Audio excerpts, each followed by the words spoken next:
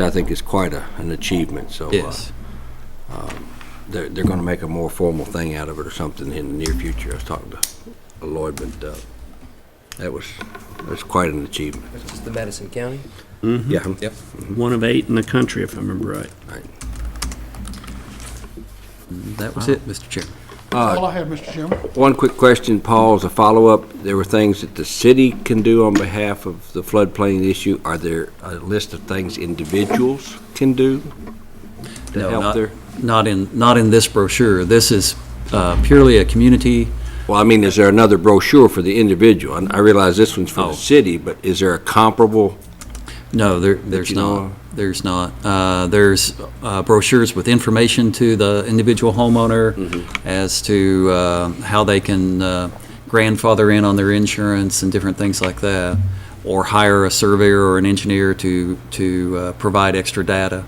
Well, my particular situation is our church sits right in the middle of it. Okay. So it's obviously an existing building, it's in the floodplain, and so we were wondering how it was going to impact us, obviously. Okay. So it's going to be in the new flood hazard area. Well, yes, I think it was already in part of it, but it's now been encompassed in the whole, it's Silver Creek Baptist right out there. A representative from your church has been to my office a couple of times, and Okay. I've talked to him, but we've been trying to get the word out to everyone. We've had 2 public meetings, we've had articles in the paper.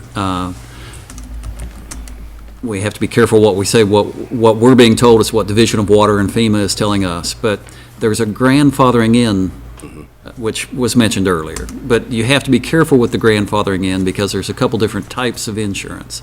So if anybody's looking at getting insurance, they can call up to City Hall and call my office.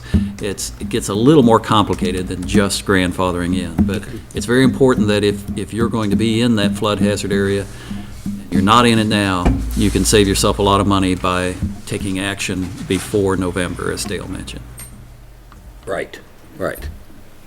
And obviously, that's what we want to try and do, if depending on what it means for us to have to do to qualify, so.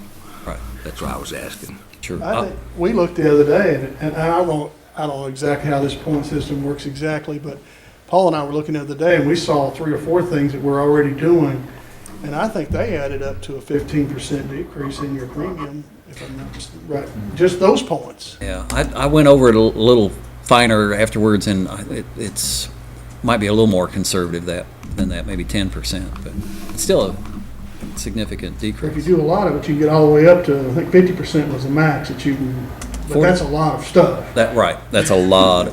Yeah, they told us at a seminar a couple of years ago that when they were first looking at starting the program, that there are cities like maybe Louisville, Indianapolis, Lexington might have potential to get to 45% because, but I think we've got potential to get to 25-30%. Good, good. And we are looking, just one more note, we are looking into the possibility of, I know Paul's been working with the Division of Water, we're looking into the possibility of setting benchmarks in the communities that are going to be hardest hit, such as. You mean physical towns. benchmarks? Physical benchmarks, so that when someone wants to hire a surveyor, they don't have to run 2 miles away to bring the elevation all the way in, which saves a lot of money for our citizens. And may I mention that possibility is because, have I mentioned the CORS station to the commission yet?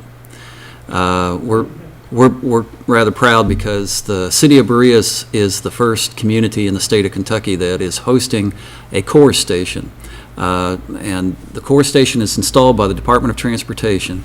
It's a continuously operating reference station, which is a GPS base station. And it will be certified by the National Geodetic Survey of USGS, and then can be used so that contractors, surveyors, engineers, the city can use one single GPS unit and get what we refer to as survey-grade GPS readings within 30 miles of that base station. So that was installed in December. It's not online yet. We hope to have it online by the end of the month. What I was going to say is we're in the process of our projects at EKU of putting the benchmark and a GPS marker in it.